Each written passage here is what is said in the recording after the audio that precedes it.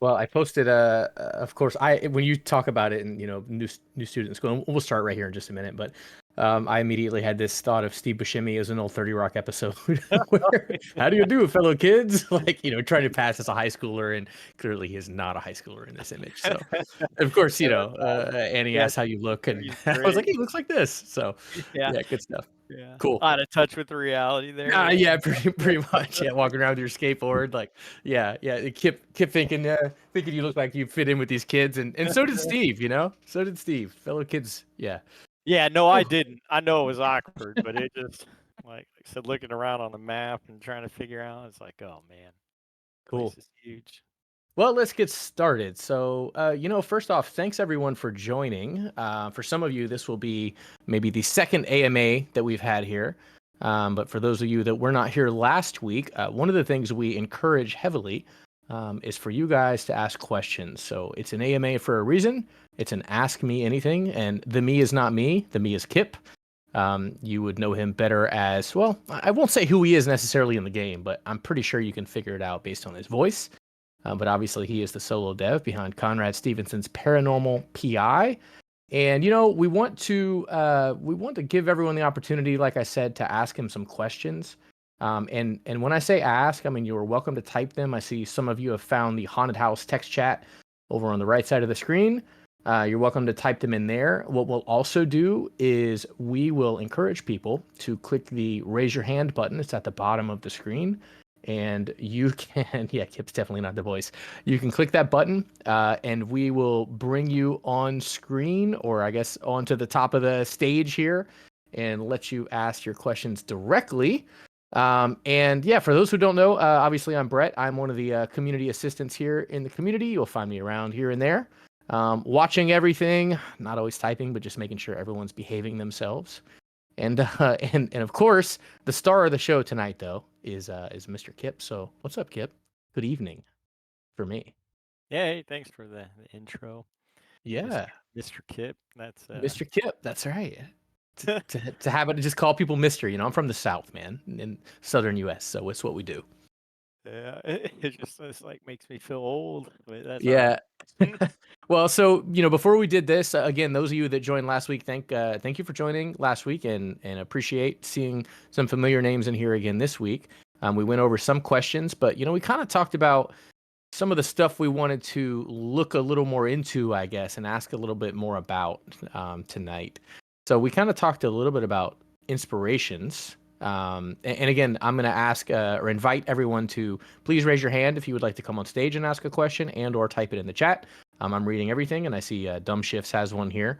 So you know what? Let's just bring Dumb Shifts right up before I ask my question. I'll save mine, Kip, if that's all All right. right, yeah, keep it All right, suspenseful. all That's right. good. Dumb Shifts. Let's see what we got here. Got to be careful when you say that, but I'm assuming that's car related. What's up? How are you? I wasn't here for the last AMA, so I'm not sure what was asked, That's all but I right. wanted to ask, what was your inspiration for making the game a ghost hunting game? Great Yeah, question. We Go I ahead, Kip. think for me, yeah, just looking at it, I was a huge fan of Ghost Hunters, like when it came out in the early 2000s, and there's been several spin-offs of TV shows after that, and I really feel like that was really probably like the major catalyst and inspiration for the game and kind of the layout of the game. Um, yeah, when I would type in ghost games on Steam, for me personally, I just felt like nothing really hit that kind of itch I had for a game like that. So I just was like, hey, I'll learn Unreal and make one myself. So yeah, I mean single-handedly just the TV shows, the reality TV shows, I think is really probably the greatest inspiration. And then I think there's like supplemental inspirations with that, like just always having a deep interest in paranormal stuff, really loving Ghost, and just always enjoying watching those videos, whether it's on YouTube and what, and yeah, so it's kind of a conglomerate of all the different inspirations, but yeah, I'd say reality TV for sure. Was there a favorite reality TV show, maybe that not necessarily inspired the game, but just in general of Yeah, yours? I would say I mean Ghost Hunters, like the original show. I think it started airing in like 2004. And then there's been a few different spin-offs of Ghost Hunters, with Jason and Grant as the lead investigators. I think that their approach before things got a little more theatrical. It seemed like there's a lot of pressure now, I think, with those shows to get content on every episode. But I feel like their approach was really chilled, laid back, and they were yeah, not too rattled by anything. Yeah, and I'd say, you can probably tell with the protagonist in the story, he's kind of chill, not too rattled by anything, and just more of a curiosity approach. And I think that those guys, yeah, I really enjoyed the show, and it was kind of an inspiration for what I tried to model um, a lot of the things off of. Yeah, that's cool. Yeah, Ghost Hunters. I maybe caught an episode or two myself. I see we have another question here. Bacon Geek. I'm gonna bring them up in just a second, but I do see some kind of interesting talk in the chat. And curious now, Kip, how did you decide Unreal as the game engine versus any others? Did you have any experience at all with it, or was that just kind of a Google search, or what led you to Unreal? Yeah, so engineer by trade. Um, I had some modeling experience in that. So, as far as building like my own ghost models, I felt like I had some experience doing that. But as far as like programming, animating, any of that stuff, um, I really just was looking at what had maybe the best output, like visually. So, like from a player experience, like what type of games were able to be made. That was like my primary thing. So like Unreal did like the Matrix new movie, and so like visually, I think I feel like they have the edge. Yeah. And so just to be a part of something like that, I thought was really cool. And then when I started looking at like costing and how they do it, I felt like Unreal was really friendly to new developers. I think their cost structure, and this probably like resonates more with people because of some of the news recently about some other competitors, Hmm. where until you hit that $1 million mark in revenue, that the revenue share, you basically didn't have to pay anything, which it wasn't always like that. But when I got in, that's how it was. So I think if you started making games before that, like the revenue share was lower. But as Unreal's gotten bigger and grown, they've opened that up a little more, made it easier for devs to start learning their stuff. So that was really, really interesting. I thought like very friendly for me as a developer to get in on that. Um, so yeah, I guess, engineer by trade. So I guess I have some math skills. Hmm. And but other than that, like it was all new. I had really no programming background or not, and so I feel like if a dude like me can kind of figure it out. Yeah, I think anybody who's wants to focus on it could probably get a hold of it pretty easy. It's pretty approachable. Okay. Awesome. Yeah, good answer. And obviously we have Bacon Geek here, and it's an Ask Me Anything. So before I get to Bacon Geek's question, just a quick yes or no. Do you like bacon, Kip?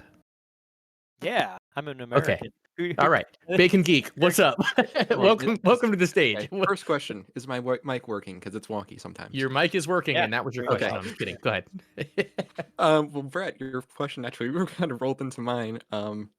Other than like the CSPPI, what other games have you maybe won't make but have thought about making?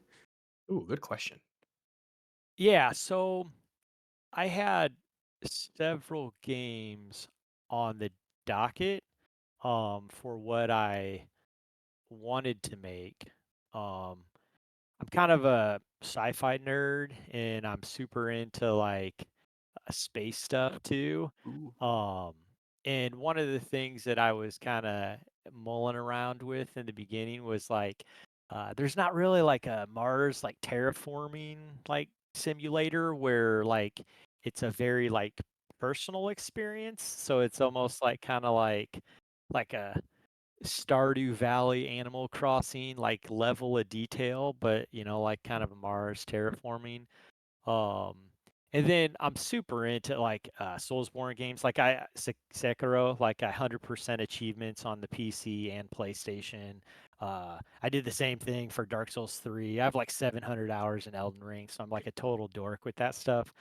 Um, so I like those kind of games, but I think when I started looking at it, just being as candid and honest about stuff as possible, when I started, I only started learning Unreal like 6 months before CSPPI went into early access, and so a lot of it was like, what's my capabilities? What are realistic? Um, and so the mechanics associated with paranormal PI versus something the others, it's less complicated about the Yeah, level of detail. something tells me making something Soulsborne is a lot more complicated Yeah. Yeah. So than I this. Yeah, so I think now I'm very confident in my abilities. And I guess that also means like I know what I'm capable of and I know what I'm not capable of. So I have like a clear definition there. Um, so, moving forward, I think, for future endeavors and whatnot, I think my limit's probably my imagination. But starting, yeah, I had a few of those different ideas kind of mulling around, but again, like my love for the paranormal and things like that, I think really helped facilitate that decision too. Hmm, fair enough. Cool. Thanks for joining us, Bacon. You're welcome. I'm gonna bring Annie up now. Hey, welcome Hi. back. Thank you. Um, well, again, I wouldn't be me if I wouldn't ask about the content. Um, why are the eyes from certain ghosts red? Like for Private Corner and for Pierre, since we were theorizing about that, and I'm curious if it's just a design choice or if there is something behind it. Yeah, no, good question. So, and I'm meticulous in detail, so there's got to be some reason behind it somewhere. Mm-mm. Um, so I'm not like I guess a mortician who would know intimate details, but I think that the intelligent ghosts, some of them, most of them have like the trauma of their death associated with them. So, like Private Connor, for example, you see his eyes, you see kind of the ring around his neck, and you know how he passed. And so I think like the trauma associated with the death kind of has that. With like Pierre, he passed in a carriage accident, right, experienced some head trauma. So in my mind, like if you bump your head and face, the eyes bruise pretty easily. So some of those details, tried to add in with it. I didn't want to put like 100% definition around all the ghosts because I think that it kind of takes away from some of the mystery if there's these exceptions. Like I think, like David, like why is he a boy and why does he not follow that? Like, so there's some other things in my mind that I was like, okay, this is why I want to look that way. But in general, like the intelligent ghost, when they've passed, like they look as though they did when in that moment. That's great. We were kind of theorizing about it a lot, and many people jumped into it, and it was kind of fun to speculate and stuff. But I was like, well, I wish an answer. So thank you. Yeah, cool. Appreciate the Awesome. question. Yeah, thanks for jumping in, Annie. I think Augie should be popping up here next. Yeah, there we go. Hey, Augie, what's Kip. up? How's things? Great. How are you? Good, good. I'm brilliant, thanks. First of all, I just want to say thank you for making such a fantastic game with all the hard work you've put in. You've never stopped developing. You've always interacted with the community. You've done an awesome job, and it's a testament to just how successful it's become. Cool. But Well, thank you. I appreciate the kind words immensely. but what I really want to know is because of how wide I feel paranormal investigation is in real life. How do you choose what to put into the game? Yeah, so I think for this, for CSPPI, I think a lot of it is just my mind and my engineering approach. A lot of the investigation is focused on tech and utilizing tech to get, um, I mean, ghost there's evidence. I'm gonna say there's a lot of equipment out there that you can use in real life investigations. I'm just interested how you select the ones to put in. Yeah. So I guess there's 2 points to that. So now as I I'm looking at it and taking notes for, future projects, with that, like, there's also the element though of investigating like through like mediumship, right? And there's clairvoyance and different psychics that come in and stuff. And, I think that element is totally left out of CSPPI, which is unfortunate because I think, that's part of the field there. I think with the technology side though, um, I have some bias maybe on uh, what I think could be more objective evidence collecting than other with some of the different pieces of equipment. And so I think when I selected what pieces of evidence or equipment I wanted in the game, it was more focused around, I think, what could be more objective in in getting that evidence. Like it was more clear, you know, yes or no. Like I guess an example comes to mind. There's like the teddy bear that kind of acts as like almost an novelist type, in between novelist and spirit box, and I just felt it was like, does that feel like a little gamey? And it's just my own bias, but that was kind of the selection process for me, was just what do I think could be the most concise, effective, maybe even more popular tools among like the ghost hunters that I see throughout YouTube and the different reality shows. So that way they're maybe more relatable also to some of the players. Oh Does that no, answer your question? I feel like I was rambling there a little bit. no, that more than answers it. I mean, the equipment that is in there is really useful. Once it's using the right, if it's using the right way, and I just love it. I must admit, I'm just really, really into it. So Cool. thank you for that. Yeah, no, I appreciate it. Thank you. I think choosing equipment that you actually feel is There we go. useful to an investigation is the biggest key component there, right? And then obviously something that you feel you can create in the game. So Absolutely, especially Yeah. if you're struggling to locate a ghost. I Yep. mean, the equipment that you've got really helps to narrow it down. Yep. Cool. Well, thanks, Augie. No problem. Appreciate your question. Wolfius Hey. joining us again. Well, from last, I say Mhm. again, but not this time. What's up? So I've been curious about the release mechanics for Ghosts. How exactly did you come up with it?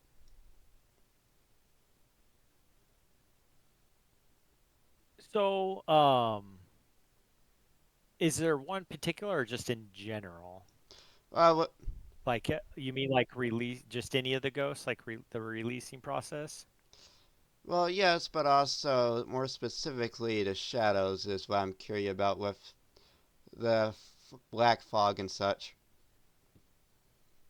Yeah, so I don't know if Min Mac is here. I don't see him, but he's an independent contractor that's kind of helped me with things, and we brainstorm a little bit on how to make this work. So I wanted to try to create an experience where, it took a lot of time to write the lore and develop the stories about the ghosts, and hopefully everybody appreciates them, and just the like how everybody in the locations are kind of woven in together in those stories. And so I wanted to create a situation where, or an environment where the players would be rewarded for understanding those pieces of lore and how they work together. And then the actual like effects in the process itself, just wanted to try to create something visually that speaks to that type of ghost and is relatable. Like, hey, if I was investigating and I was in that situation, and if ghosts are real, like this is what I would expect to see, if I was out in the field and trying to do something, or so I guess that was kind of my thoughts with it. The residual just kind of having like the little ball of energy float around. Um, the shadows with going through the shadow. It's almost like your psyche's in their mind for a minute, and like that's the world they see. And then with the orbs floating around all over the place with the intelligent ghost, I feel like, like that type of thing is reported frequently when ghosts interact with things. So yeah, just trying to create an environment with that would be somewhat putting yourself in their shoes a little bit and relatable, trying to build that emotional connection with the ghost.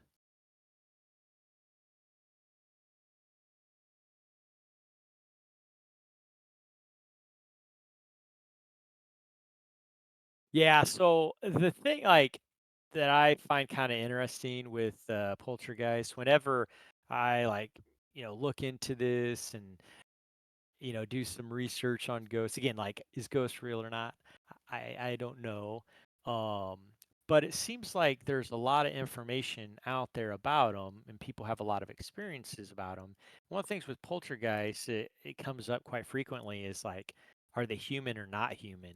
Um, and I think like I just wanted to explore that side of because the ghosts that were people have very intricate stories, or at least I feel like they are. And there's a lot of information, but the poltergeist ghost itself, there's not a lot of story. They're mysterious. So I think having kind of a like the portal system visually, it's kind of like there's a lot going on there. At least I felt like there is.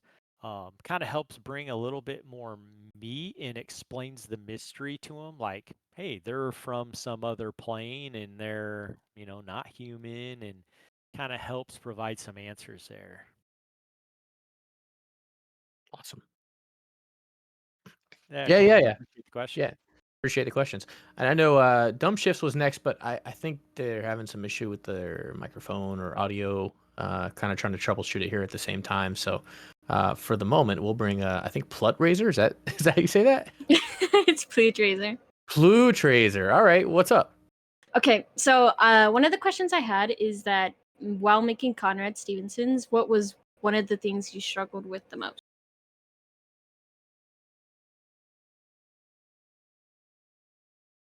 Yeah, I think.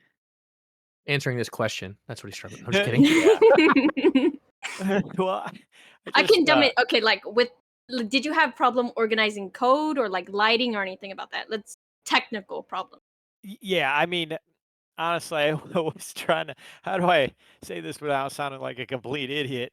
I was gonna say, I mean, uh, I feel like early on, there is just a lot of technical struggles, but I think really the biggest problem that I had as things were going on is like when I first released the game, uh, it played a certain way, the investigations were a certain way, and as it evolved, it's much different than what it was in the beginning.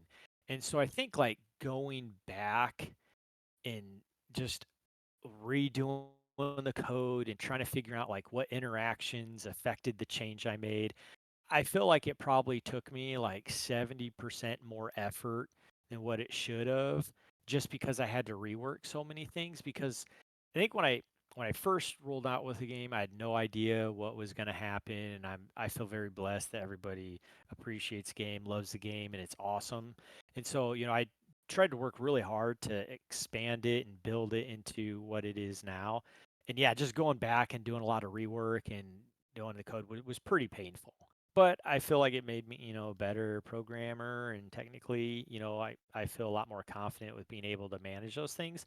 But yeah, reworking code and making sure I didn't break anything. I feel like it's like an engine change on a plane that's flying, like you got to be really careful so you don't crash the plane, but the engine needs changed. So All right, thank you. yeah, thanks Thank for you, Blue Tracer. I don't think in-air engine changes are currently a thing. I don't know. for good reason, but that's the best analogy I could come up That's with. okay. Yeah. Oh, right. Annabelle, hey, what's up? Hey, first of all, thank you for this amazing game. It's really, really, really amazing. I love it. Two Thank you. questions. So, first question is, how did you came up with the stories of the ghosts, like those who are related with each other? How did you came up with those stories? I'm really curious to find out. Yeah, is there a particular one you'd like me to talk about specifically, or you just want me to just kind of generally go through Um, my creation process, or? let's just say the lady in white and her child in the cemetery. Yeah, In yeah, the cool. church. Yeah. Yeah, so just from being like an avid ghost uh investigator, ghost fan, like I read a lot, I watch a lot of things, and it seems like almost any publicly like investigated location has some legend of a woman in white. It just seems like it's a very common, and there's usually some sad story associated with them. So Yeah. there's there's different variations on that. Um, so basically that was like the inspiration for her ghost and where, but I think that, I needed another ghost and where to put that at.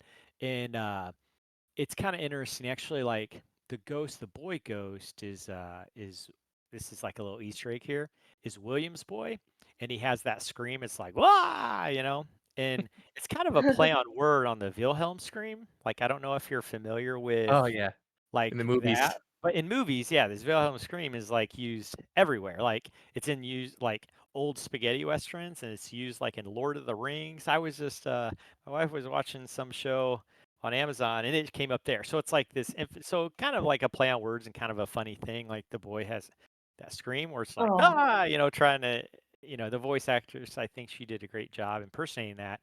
So that was kind of where his character is like this superhero character, and then he has that Wilhelm scream.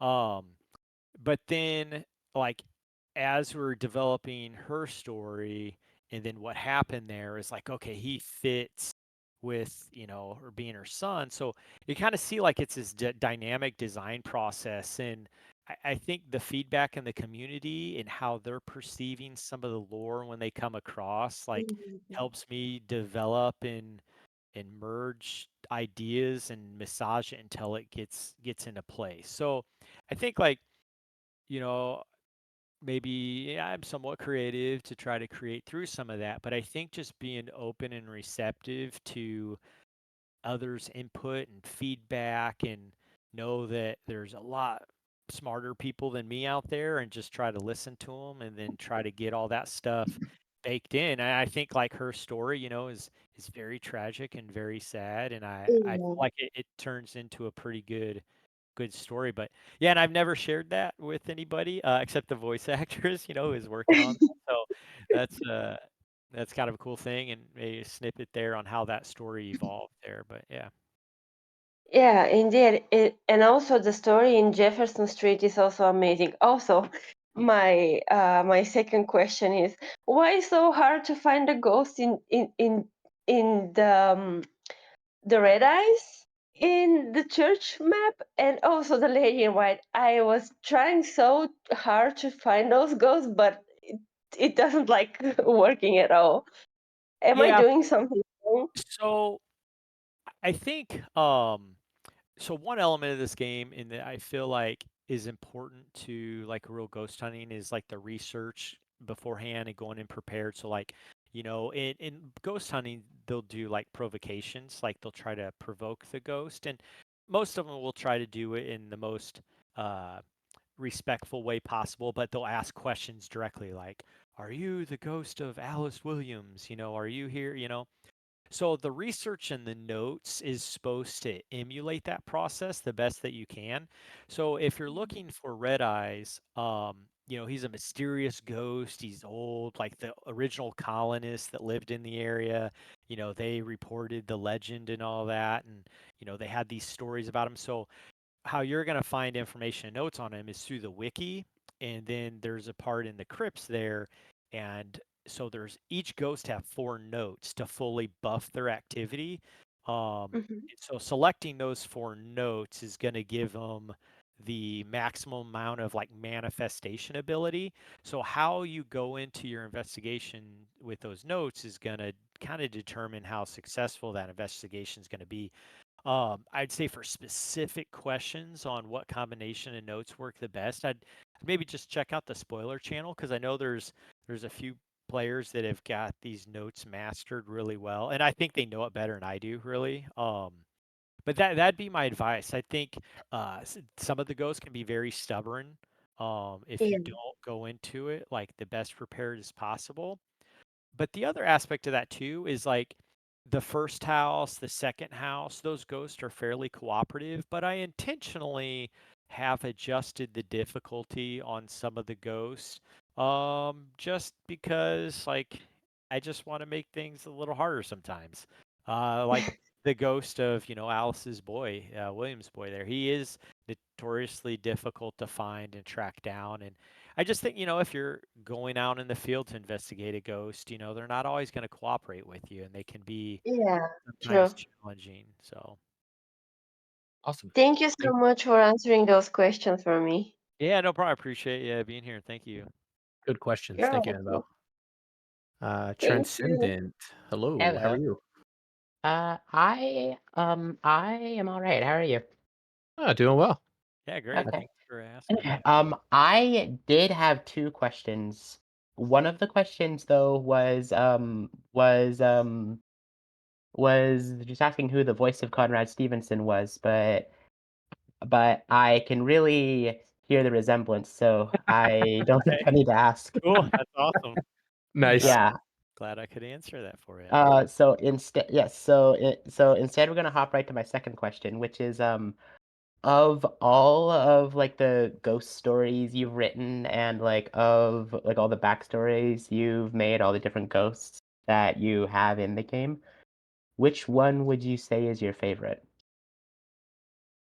Yeah, so we talked a little bit about this last week there. And I think that the church itself, like I find like it's just kind of a creepy place, and I personally like that environment a lot. And I really like the mysterious shadows. I know there's a lot of people that have a hard time with it, and sometimes that ghost isn't very cooperative. But I think like the story to me is just like morally so wrong and awful, um, and that bothers me a lot. And I think just the nature of the ghost, especially when you're in the church, how it just doesn't care if you're there or not. Like it's just doing its thing and it can just be right behind you and you turn around and it's staring and looking at you and you would not know unless you turn around. I just think that's very unsettling and very unnerving. So that ghost there, I like it. I think that um there's an episode of Ghost Hunters there where they were in the I think Penn State Penitentiary and they caught an apparition on film and it's like this cloak figure that walked. And I think that was kind of the inspiration for it. And just for whatever reason, when I saw that, like it just really creeped me out. And I thought, like, kind of in using that as, um, inspiration for how that ghost should look. I like that. So that's one aspect that I feel like just from a pure investigation, I think is really is really creepy. I think as a designer, I'm pretty um, proud of like how Dr. Bonesaw turned out. Like I think that model, as this has gone on, my abilities to model things and has gotten a little better. And I like how that model turned out. I've had help like Aegis from Aegis Spread. Aegis has helped me out quite a bit. She's done a lot of the models and a lot of the animations. In fact, she did all the animations for Dr. Bonesaw, and I think they look fantastic. Um, but yeah, for myself, I think just developing that model, I think looked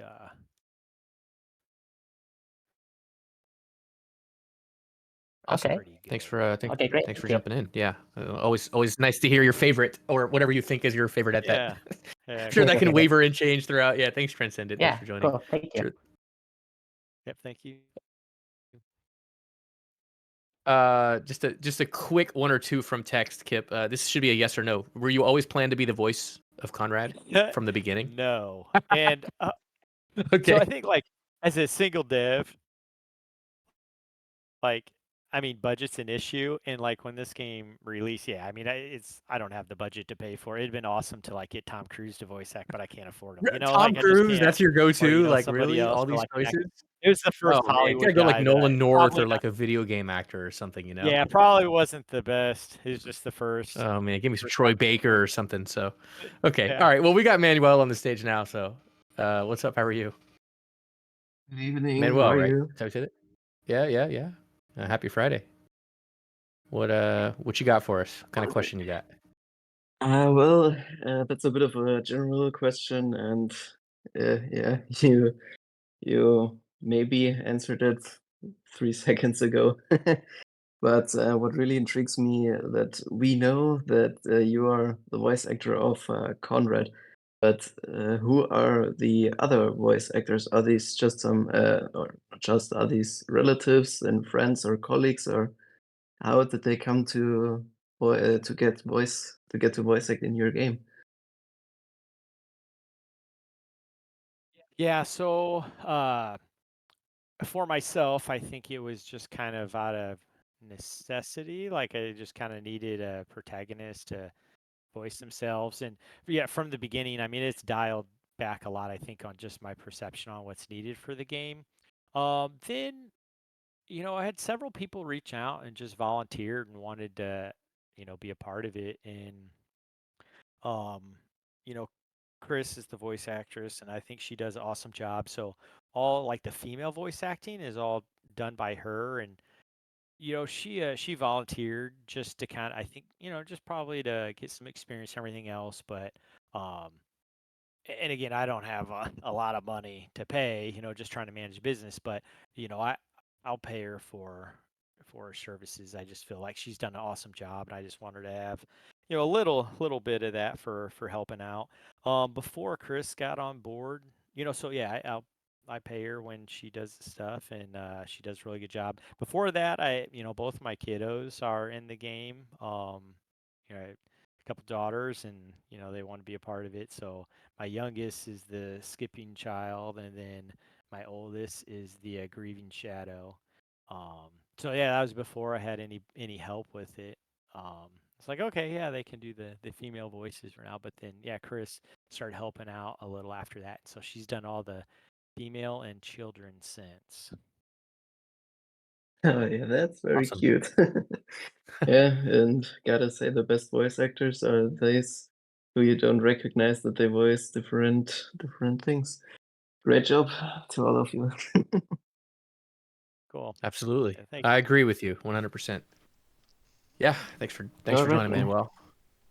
Thank you for having We me. got Have a nice evening. Bye bye. yeah, thanks for joining. Appreciate it. We got Wolfius here, and Hey, Wolf is gonna ask one, and then I'm gonna hit a couple of text questions after that. neat. Okay, cool. And feel free, anyone else, feel free to raise your hand. We still got some more time, so feel free to jump on stage or type them in text. We're keeping track of both. So, What's up, Wolfius? so with the equipment you made, which one would you say was your favorite to make and why? Yeah, so I like the Parabox. I just think it was really cool. It was really fun. That's like the kind of spirit box simulator, It's got the and then the voices kind of pop up every now and then, and you got the ghostly image that pops up on the screen, and I then love that. you can have a contact session with the ghost and ask it questions. I just think it was a really fun tool to make. I think at that point, I knew exactly how, um, I wanted to program the thing, so there really wasn't any concerns development wise. And then I think it just turned out really well because there's a lot of layering of different sound effects to get it to work like that and some timing. And yeah, I just feel like it turned out pretty well. I like, the little bar that scrolls the channels you see on the top and the details there. I feel like it turned out pretty nice. And I think from lore elements, it gives you kind of some extra stuff. It's nothing that you can record and go back in, but if you're getting that information, then you're kind of learning a little bit more about the ghost story too. So yeah, that was a good one for me.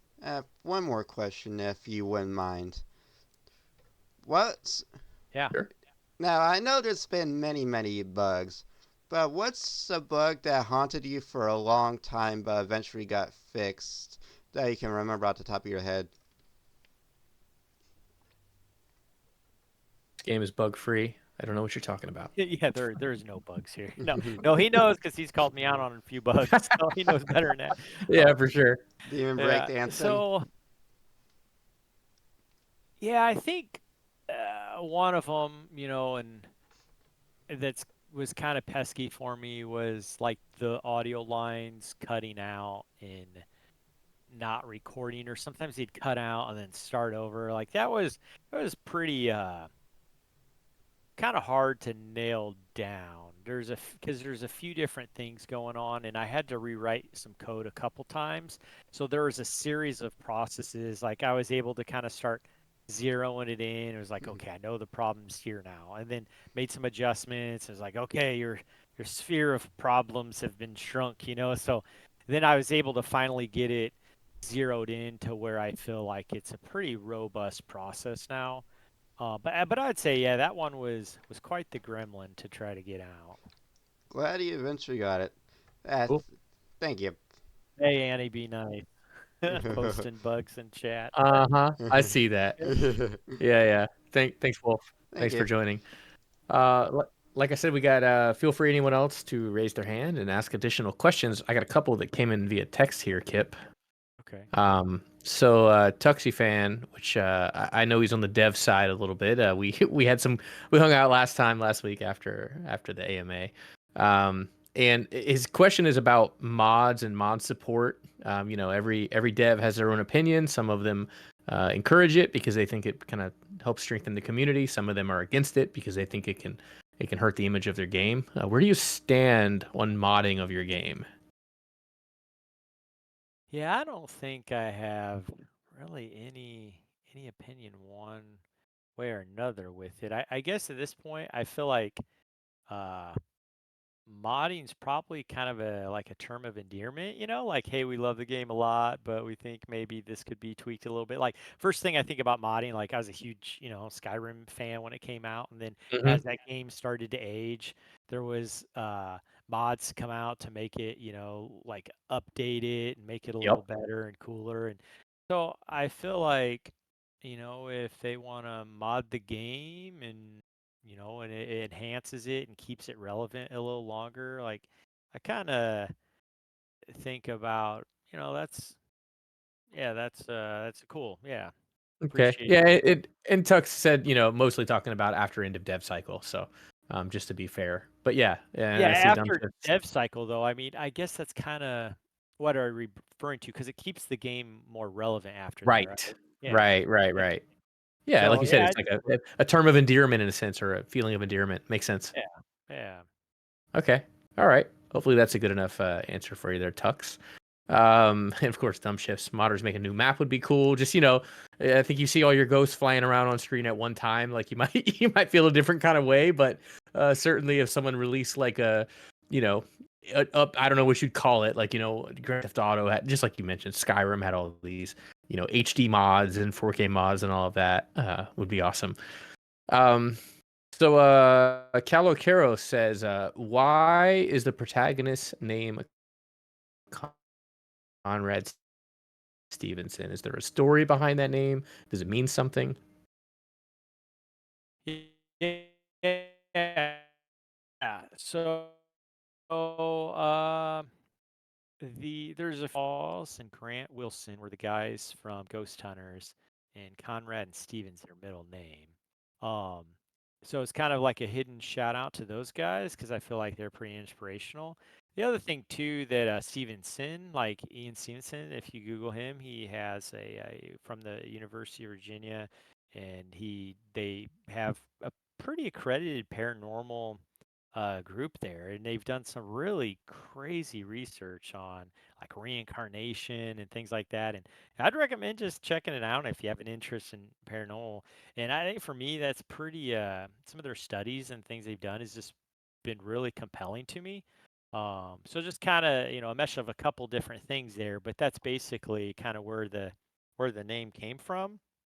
Just to shout out to some more like kind of deep inspirational folks that have helped me brainstorm through some of these journeys. Did you at any point reach out to them? Have you had communication with any members of the show? Just curious. No, that would be cool, I guess. At this point, Hey guys, I'm such a I don't want to say like fanboy, but obviously you're a fan of the show, right? Like clearly you decided to pay homage in several ways. You know, it was maybe a good intro there. Yeah, I guess I don't know. Like, cause I'm kind of a private person for the most part, you know. So like, I don't know if like, for me, I'd like, man, people just reaching out to me. I don't know what I would think about that, you know. So it's like, man, I don't want to come across as like creepy or whatever, you know. So, Yeah. but Okay. I guess yeah, it'd be cool. I'd probably be like all starstruck, like one of those youngins you see on the old like Beatles like videos where they're like, Uh-huh. you know, crazy. Yeah, You'd probably faint or yeah, just something. faint and pass out. Yeah. He just said it at the same time. I was thinking Yeah, it. That's so that's funny. awesome. Oh, You're that's like, oh, great. you can leave this off the report. Yeah, that's awesome. Uh, there was some conversation in the chat between Augie and Tuxafan about when we were talking about the voice acting stuff, about the potential to adding in like a community contest or something. Like, wouldn't it be cool if there was a contest and people submitted their voices to be in the game or something like that? Any interest? Maybe you know this project, next project, whatever, something like that.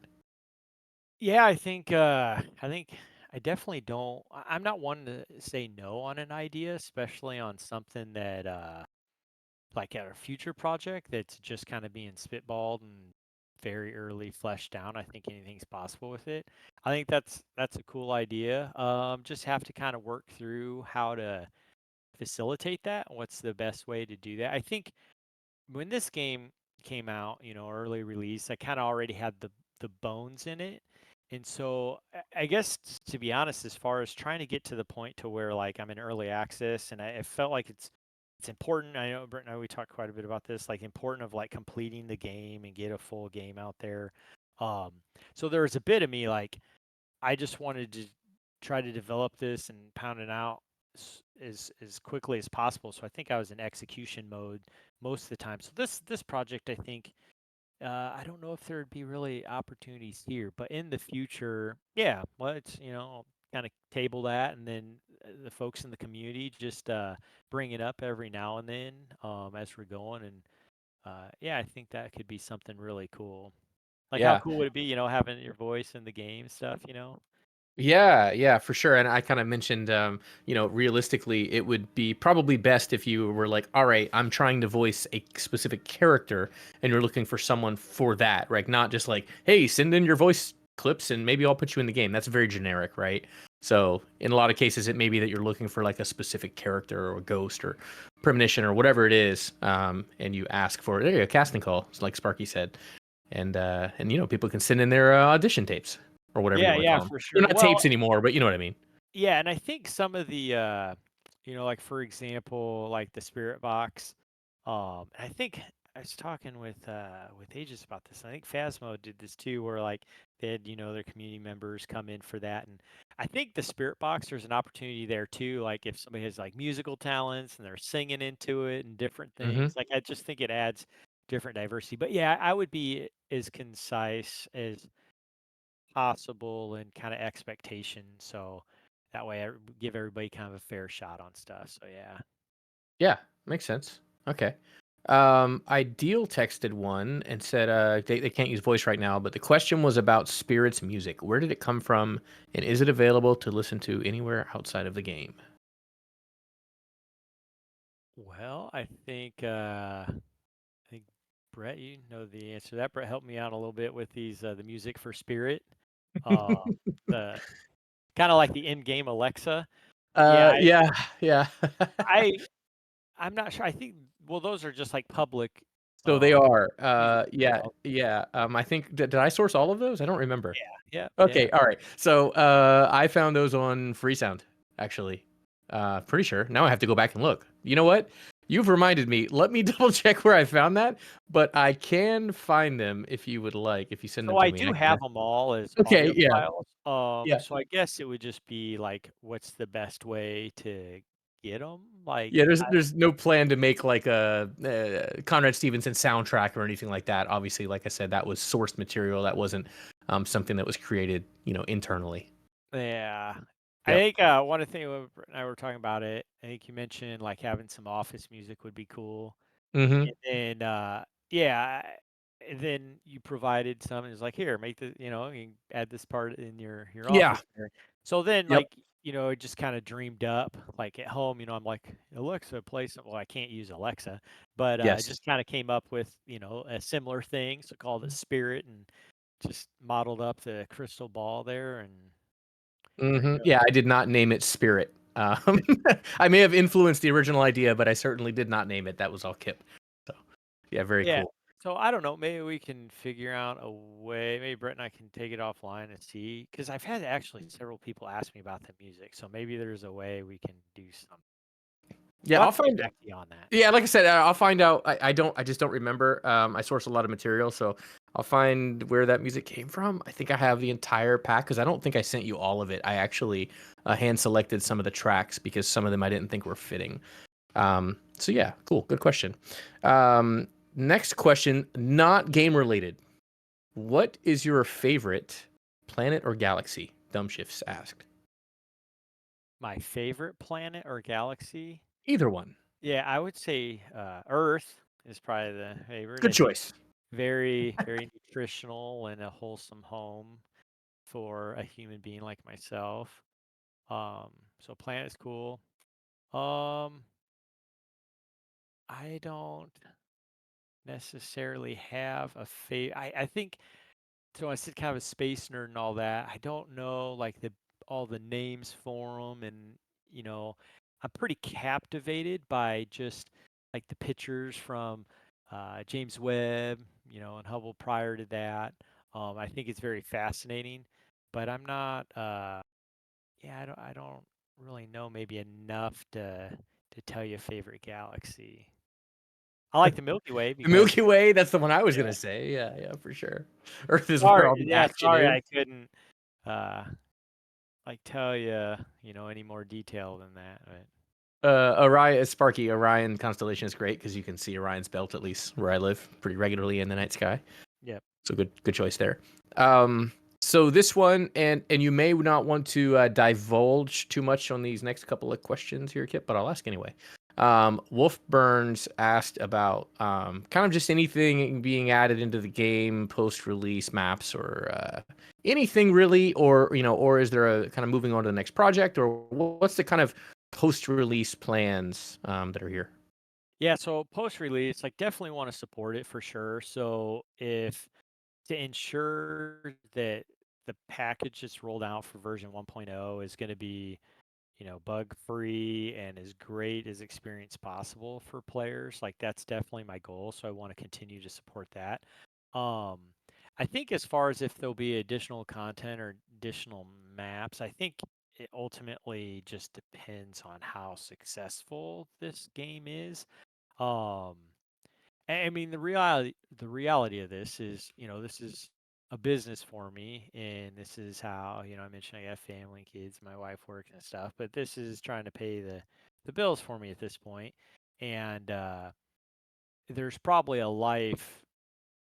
there's a life cycle here, and it depends how long that is and what the peak of this is on how quickly I need to move over to that next project. So, if this does really well and earns some capital for this business here, then, maybe could add a location, separate things. But I think at this point, unless it's going to generate, enough revenue for me to be able to work on it for a couple months, I think this is probably what we'll get. Good enough answer. Kind of related since you mentioned family and a little bit of the financial side of things, I guess.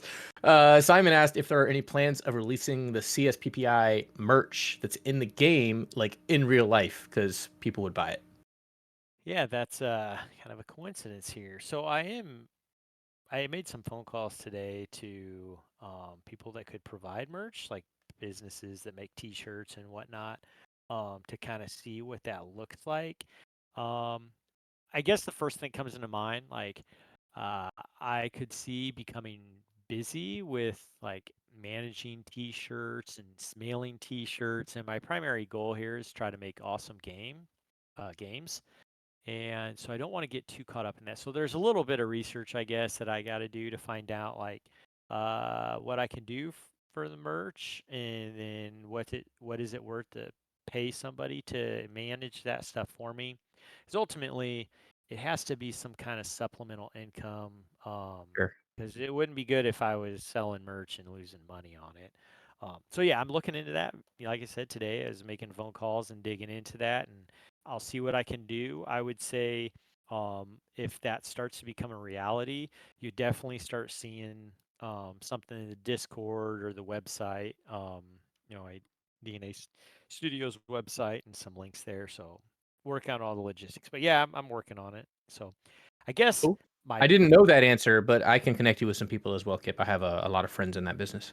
cool. Like the print to ship, where you don't have to design on demand, you don't or print on demand. Excuse me, you don't have to deal with holding all of it. So Okay, cool. Yeah, I appreciate that. Annie's money's burning. All right, good question though. Actually, good question. Next one I have here, Tuxie fan has a random question. Since you obviously put the game out on Steam, and you have the Steam Deck kind of rating on their compatibility. Do you own a Steam Deck yourself? No, I do not. So anything on there just kind of happened.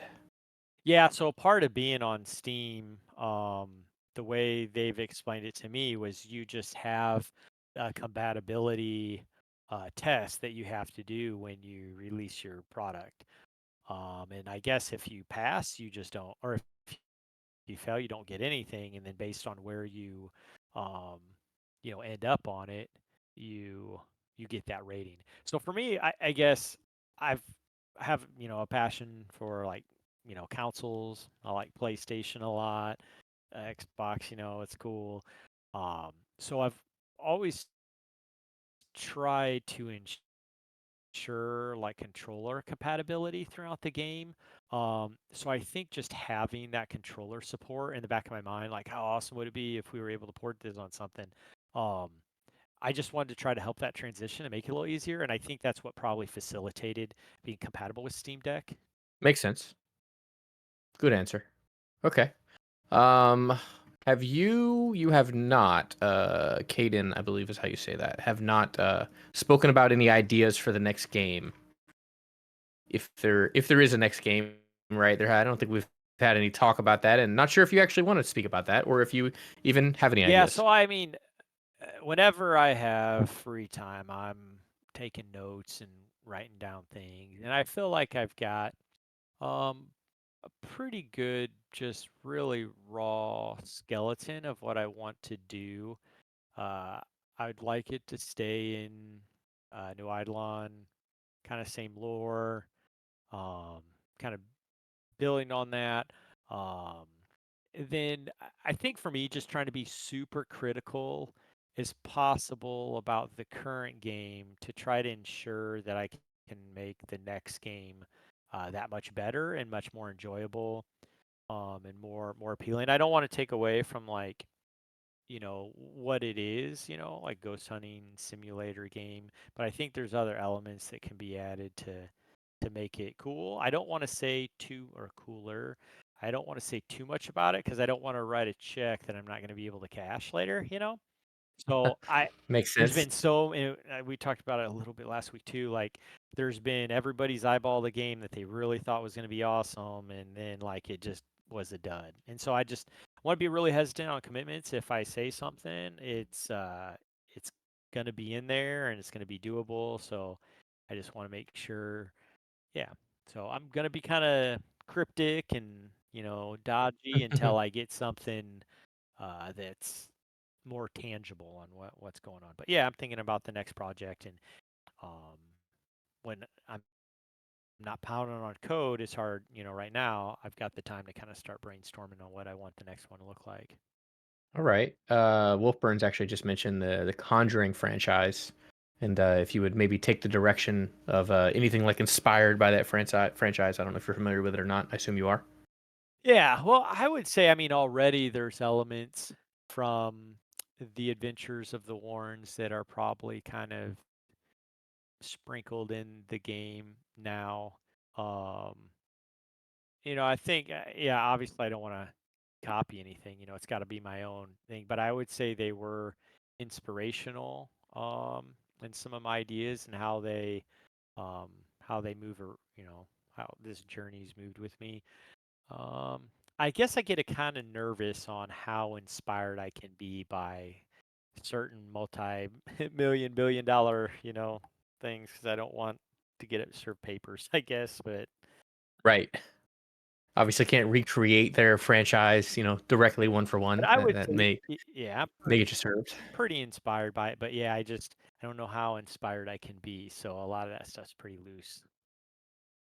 Speaking of inspiration, and maybe there's personal details here involved, so definitely don't go that far if you don't want to. But talk what about the inspiration of New Eidolon, of the area? Is that some personal, private details for inspiration, or is this just like some fictional town that in your head you've completely created? Where did that come from? Yeah, so the town itself, I think when I just study, look at ghosts and all that, I think like New England area, the United States, it's pretty rich with that spooky history, and it's kind of an older part of the country. And so I feel like, the general town, I feel like is kind of like a typical city in the New England area. Um, but it's all made up, the town, like just kind of my own, brain just kind of working through it. Although all the locations do, like Polk Street, I mean, is my childhood home. It's modeled exactly room for room, like as much as I could. Evergreen is my in-laws' house. Like, like that's where they live. And so like, I mean, the door at the top of the stairs is a really terrible design. I can't tell you, how many times when I get up there, I'm like, somebody open the door. Or if I'm in there using the restroom and I pop out, I'm like just creeping it open, make sure I don't push one of my kiddos down the stairs or something. So yeah, it's all of the places I think were something similar to me, or inspirational to me in somehow. Okay. You mentioned kiddos, and again, I don't know how much of the lore it would be explored here, but what about Conrad? Does he have kids or a wife, spouse? Or is this private information? I mean, is this guy just going to remain kind of just as he is? Yeah, I feel like he's definitely a family guy. Probably, retired from some career. Maybe he's like a retired police officer, or cop, or something, and he's kind of doing this now that he has time to do it. And yeah, probably just a normal dude. Probably, I think, detective cop because he's seen it all. He doesn't get rattled by much, and then he paranormal investigator by night. So yeah, Okay. nothing really spooks him. Blute Razor says, "Why does Conrad have merch? What's his goal? Does he want to be rich?" I think he's probably just making ends meet, right? I mean, who's Yeah, to you're say not that? going to be rich being a Yeah, paranormal that's what I'm investigator. thinking. Yeah, well, It's, investigator. Yeah. yeah, like I said, I think he's just trying to offset costs and make ends meet, kind of thing. Balancing the checkbook, like I think if he comes out okay on the renting out the office, that's kind of all. I think one aspect that he's trying to emulate, or just trying to bring a little more awareness to, like paranormal investigators do it because they love it. Like nobody makes money doing it. I guess like if you're like uh yeah, black spiky hair and you wear dark clothes, you might get your own like travel channel special, but like nobody really does that. So if they want to be successful with it, like you've got to try to do something else where they're trying to do like social media stuff. Maybe they're trying to stream, their ghost investigations, but then it takes a bunch of capital to get the hardware to do that. So then they'll sell merch. There's a few folks that have the paranormal museum type stuff. So I think I just want to kind of like give some insight, and it's like indirect storytelling. Like you don't like there's no cash system in the game because kind of unethical. And like I think there's probably some issues like taking money ghost hunting, like. Mm. And so I kind of wanted to just explore that more, and just kind of indirect storytelling, kind of tell that story. A little shout out to real life ghost hunters. Like it's a hard business. You do it because you love it. Yeah. Not worried about it's not a game where you're worried about paying your office rent or anything like that. That's automatic. Yep. Yeah. And you'll see, like as you progress in the game, right when you start, the merch store is empty, the museum's empty. As you start getting invites to the different locations, and you get more XP. The merch start filling up in the shop, and it's kind of like passive storytelling that you're getting a little better reputation, and so you are generating some income from sales, and you're not going to be booted from your office because you're able to make ends meet because you're becoming a little more successful. So yeah, I think it's like, yeah, passive storytelling there. Have you ever really thought about how much time passes from the beginning of the game to the end of the game? Like how much would be like the real world time equivalent, right? Because, you can't just like throw merch in there in one day. Like obviously it's not like 5 or 6 days. Just curious if you've considered that. Yeah, so basically, yeah, when constructing the environments, all the environments are summer. In the first email Conrad gets is in June, and by the end of it, it's in August. So essentially, like the time lapse is over a summer. So yeah, like he's able to get his merch store and get the traffic in there and get the environment, the museum all set up in essentially like 3 months. Okay, all right.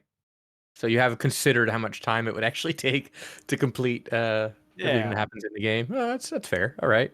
What we heard Kip's favorite ghost, but Plute Razor wants to know what would Conrad's favorite ghost be? Yeah, that's a good question. Gonna have to kind of think through it.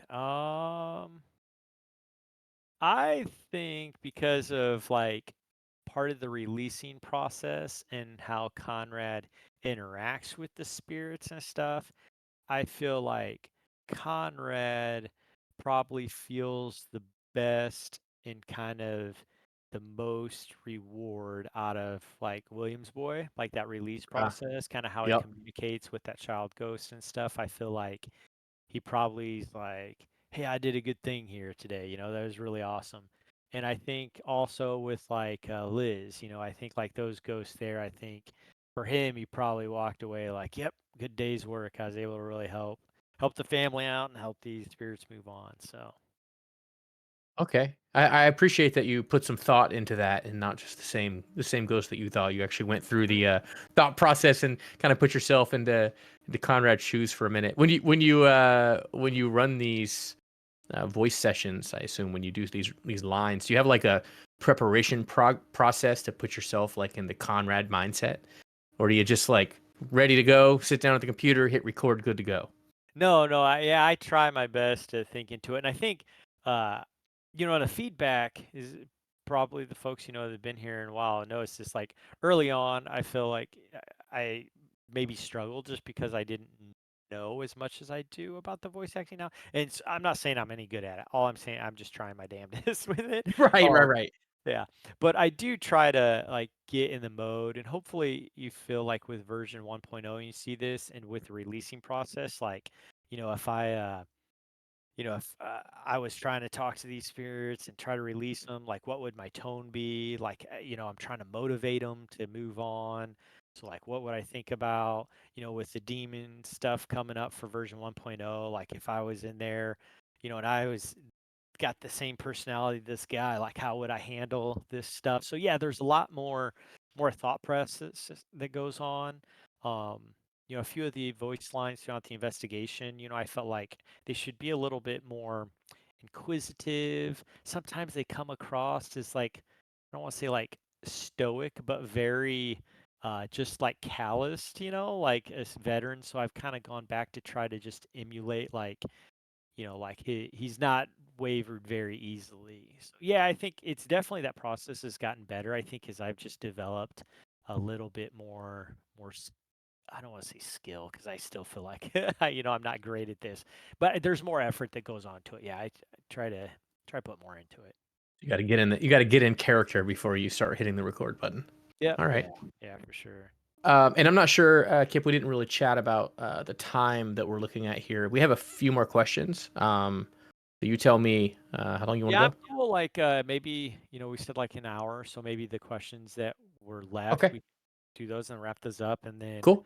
um yeah, we can have another one next week. And Yep, we will have another one next Friday. So I got a couple here. We'll ask. Caden says, "Do you imagine New Eidolon to be some off town where like this town just has this concentration of ghosts and everywhere else is like less concentrated, or is it like the whole world just has this many apparitions or ghosts in it? Yeah, so I find, like, I guess in my mind, when I look at it, like, Conrad only got 5 emails in 3 months. And I think, You like, can't make a living off of that. yeah, no. And I think that, you had one house where you had kind of like a multi-generational tragic, tragedy among families that happen. I think that that's probably not too far off when you see some of these stories on, the Ghost Hunter show. I think like Evergreen, you have a few different families that are interwoven there. Um, I think is probably, yeah, fairly realistic. Like you follow the stories, I think I feel like in my, whatever the depth of my mind is, I feel like they seem plausible. Now, the lighthouse and the church, it's pure pandemonium with ghosts. I mean, they're everywhere. Um, but for example, like the lighthouse, if you went to St. Augustine and you went on like a ghost tour, I think they would have several spots where they'd be like, hey, we see a little boy looking over the ledge here, or, Right. we see a spirit here. So, yeah, I feel like I've tried to do my best to keep it as grounded as possible. Does Polk Street feel a little much like it's a ghost party there sometimes? I guess, yeah, with the right combinations of notes, maybe it's a little crowded. Um, but yeah, I don't know. I guess you live, you learn. But I've tried to, in my mind as I was going through it, I tried to make it feel like as authentic as possible. Okay. And speaking of that, Ginta Yutari, I think that's how you say that, maybe, asked about the demons. Are they connected in some ways? Like, is there a cult that wanted to wreak havoc there, or I mean, is there some connection between these demons? You mean so the demons that are in the game, I guess? Yes. Like how? Yes. So i- not so the three demons in our game are autonomous to each other.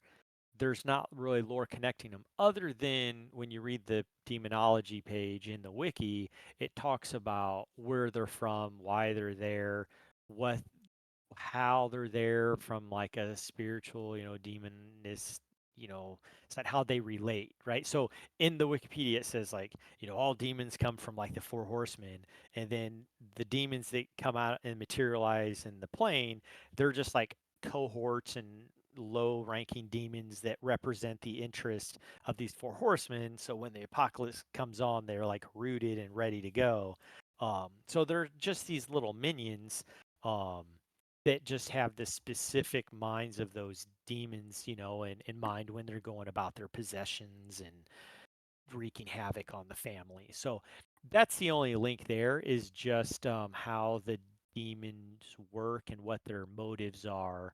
But as far as like they high five and after their haunting they get sent back to hell, like they go have a drink at the bar, like Yeah. there's Demon no party. Yep. yeah, there's no correlation there. They're just like yeah, just the lore that's in the demonology page is pretty much exclusively, I guess, the thought that I put into it. Yeah. And MinMax Okay. Guru helped me out with that too. Like I think I appreciate his thoughts as we work through that. Wolfius asked about relating to the demons. He just said, love to hear your thought process on the Latin. So, how much Latin was learned there, and what is that like to record those lines? It's a lot of work. So, but yeah, like even my command of the English language, I mean, you guys know this by all the typos you've pointed out over the last year and a half. Like as an engineer, like English is not my forte, so I could just try to work there. Yeah, the Latin lines were a lot of preparation. I'd say like a couple days there. Before that, like their voice lines are a are a theme. Um, and usually it's like a poem. And so each voice line is a line of the poem, and then it's read through in Latin. So like, just by the way, like if you look at the um, kind of the lore and legends around the water demon there at the lighthouse. There's some like little bit of like I feel like Irish folklore and overtones with it. Like if you look at her attire, kind of I know they're tentacles, but the red hair. So like her form poetry is like a limerick, and then it talks about how basically her beauty comes about from devouring young women. So like she's a demon, but she becomes pretty by eating these. And so that's kind of like the motivation for the lipstick killer, because he's like possessed by her, and so he's trying to basically kidnap these folks to help you because he's possessed by the demon. And so then like I got this little poem that's written up, and then I just transform it into Latin. And in Latin, so my wife's Catholic, and so just being a part of that and understanding how some of that Latin works in there. I think it's very much associated with like exorcisms and things like that. So, yeah, I think that's why I wanted to go in the direction with Latin there. And you guys think it's hard to play the game, you should try making it. All the work that goes into it. It's awesome. Man, we appreciate all the work that you put into it though. I mean, it comes out very genuine. Cool. Um, yeah, it makes a great experience. I got one last one. Marine Freak asked if there was ever any idea for some sort of acknowledgement from the intelligent ghosts when you release them, like a thank you. Yes, yeah, there absolutely was. So I think a lot of this goes back to when I want what the game was when I originally released it, and how the systems and code evolved as the game moved on. So having to acknowledge and thank you, I wanted to do something like that, but then there's all these questions like, well, if I set up the auto cam during release, like I take pictures of the ghost, that's fine. But if I record it, then like it becomes another audio recording that I have to add into the audio player.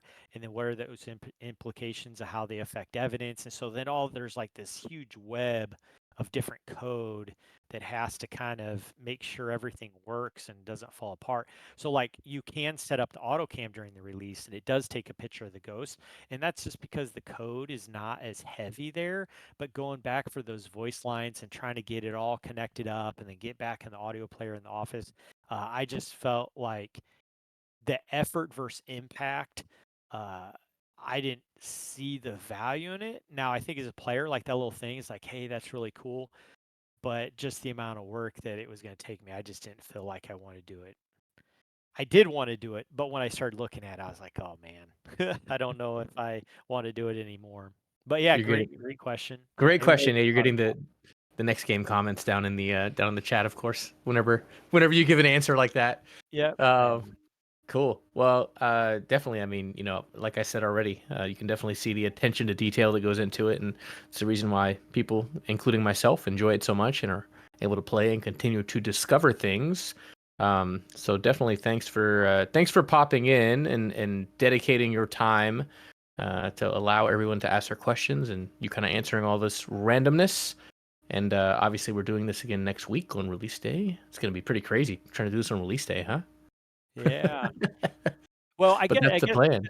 that being said, like, I mean, I wouldn't be doing or couldn't be doing any of this without all the support and people who love the game and everything else. So I just, in my mind, I think, Brett, as we're talking about this, it's like, how do we say, like, thank you, appreciate the support? And, if it's a little bit of interaction, you guys can, ask questions and answer them. In my way, it's like just trying to be appreciative and supportive because, yeah, I couldn't be doing this if you folks didn't love the game and appreciate it. So I'm very thankful for that and feel really, really blessed. So thank you. Absolutely.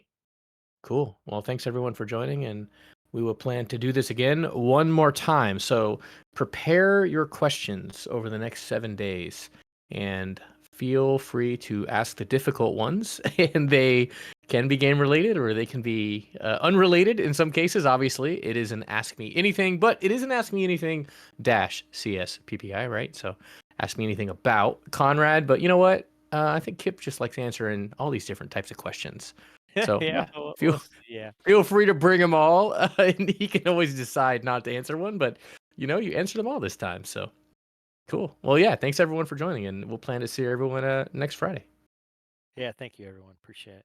Thanks, Yep, Brett, see you. for the help too. Absolutely, man. See you Awesome. guys next time.